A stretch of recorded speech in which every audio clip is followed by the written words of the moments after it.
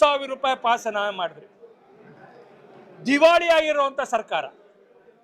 ಎಷ್ಟರ ಮಟ್ಟಿಗೆ ಸರ್ಕಾರ ದಿವಾಳಿ ಆಗಿಬಿಟ್ಟಿದೆ ಅಂದರೆ, ಯಾರೆಲ್ಲ ಆಸಕ್ತ ಭಕ್ತರಿದ್ದಾರೆ ಅವ್ರ ಹತ್ರ 2,000 ರೂಪಾಯಿ ತೆಗೆದುಕೊಂಡು ಅವರನ್ನ ದೇವರ ದರ್ಶನಕ್ಕೆ ಮಾಡೋ ಅಂತ ದಯನೀಯ ಸ್ಥಿತಿಗೆ ಕರ್ನಾಟಕ ಸರ್ಕಾರ ತಲುಪಿದೆ.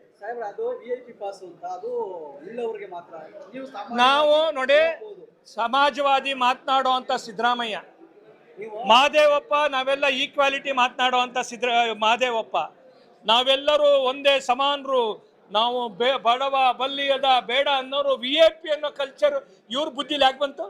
ಮಹದೇವಪ್ಪನವ್ರು ಅಂಬೇಡ್ಕರ್ ಮಾತುಗಳೆಲ್ಲ ಹೇಳ್ತಿರಲ್ಲ ಉದ್ದುದ್ದ, ಯಾವ್ದು ಮಾತು ನಿಮ್ದು? ಅಲ್ಲ, ಸರ್ಕಾರ ದಿವಾಳಿ ಆಗಿದೆ ಅನ್ನೋದ್ರ ಸೂಚನೆ.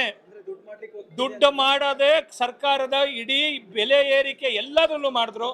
ಕರೆಂಟ್ ಮುಗ್ದಿತ್ತು, ಲಿಕ್ಕರ್ ಮುಗ್ದಿತ್ತು, ಹಾಲು ಮುಗ್ದಿತ್ತು, ನೀರು ಮುಗ್ದಿತ್ತು. ಈಗ ಎಲ್ಲಿಗೆ ಬಂದಿದ್ದಾರೆ ಅಂದರೆ, ಹಿಂದೂ ಭಕ್ತರ ಏನು ಇದೆ ಅದಕ್ಕೆ ಕನ್ನ ಹಾಕುವಂಥದ್ದು, ಅವ್ರ ಮೇಲೆ ಒಂದು ಜಜಿಯಾ ಕಂದಾಯ ಹಾಕುವ ರೀತಿ 2,000 ರೂಪಾಯಿ ಹಾಕೋದ್ರ ಮುಖಾಂತರ ಇವರು ಇದೇ ಕೆಲಸ ಮಾಡ್ತಾರ.